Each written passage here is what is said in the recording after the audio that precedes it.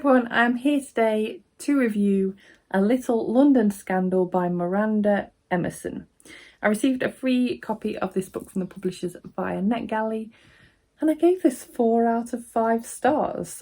I'm rather ahead with the game on this one. Usually I'm mega behind with my reviews. I picked up this one because it's just the next book on my Kindle that I happened to click on because I'm past trying to catch up at this point. And I realised that I've read a book that doesn't actually come out until the 20th of August. So I've gone from one extreme to the other. So yes, this doesn't come out until the 20th of August. Sorry about that.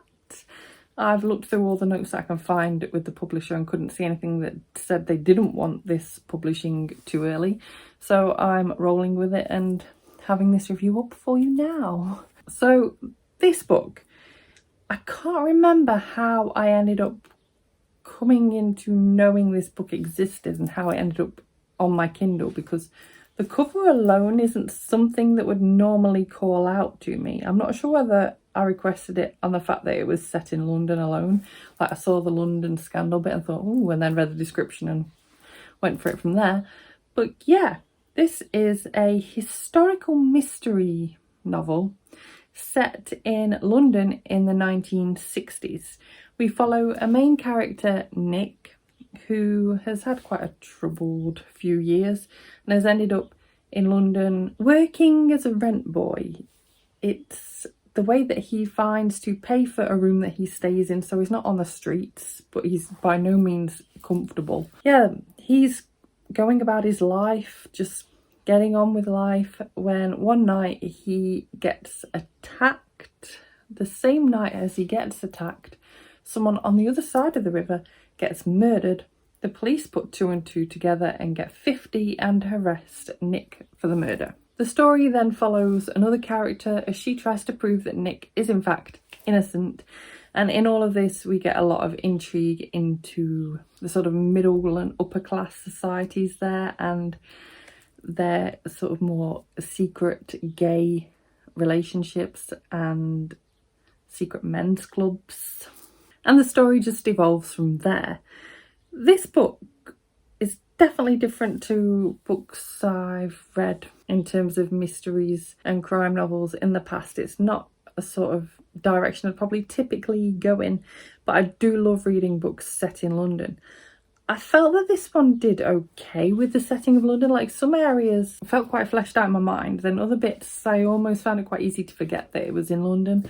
So I did have a few issues with the descriptions at times. I also thought there were a few pacing issues with this book. So the beginning's really strong. Then the middle, I mean, I know you have to start learning the backstory of characters, but the middle did bore me at times and just lost a bit of pace, and it was a bit of a, no, I must keep going kind of situation. It didn't just make me want to just fly through it. But it was worth it all the same because the plot for this book blew me away. I thought I knew who the killer was. Boy, was I wrong. At one point I was in there going, predictable, totally predictable, because I got trolled.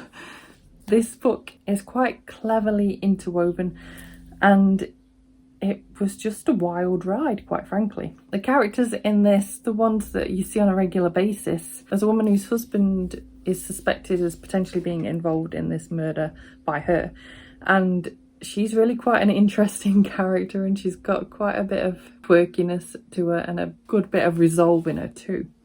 There's another woman who helps Nick a lot and she's really quite interesting, and there were times where I was genuinely quite worried for her safety. But the hardest bit was just learning all about Nick and how he came to be where he was, why he was in the situation he was in, and it was just heartbreaking at times, utterly heartbreaking, and I really enjoyed getting to know all these different characters. So this was a very different read for me, but definitely one worth keeping an eye open for later in the summer because, yeah, definitely worth it for the twists and turns alone, let alone the whole getting to hear about the gay scene in the 1960s in London too. That was quite interesting, eye-opening, and London was just generally a very different place in the 1960s. Very different. And it was eye-opening, honestly. So yeah, I hope you enjoyed this review. Please let me know whether I've managed to sell this book to you in some sort of way so that you're going to pick it up in August. I would love to hear your thoughts are in the comments down below. But thank you so much for watching this video. If you liked it, please give it a thumbs up. Subscribe by clicking the image of me if you want to see more book reviews and other bookish content from me, and I will see you soon. Bye bye.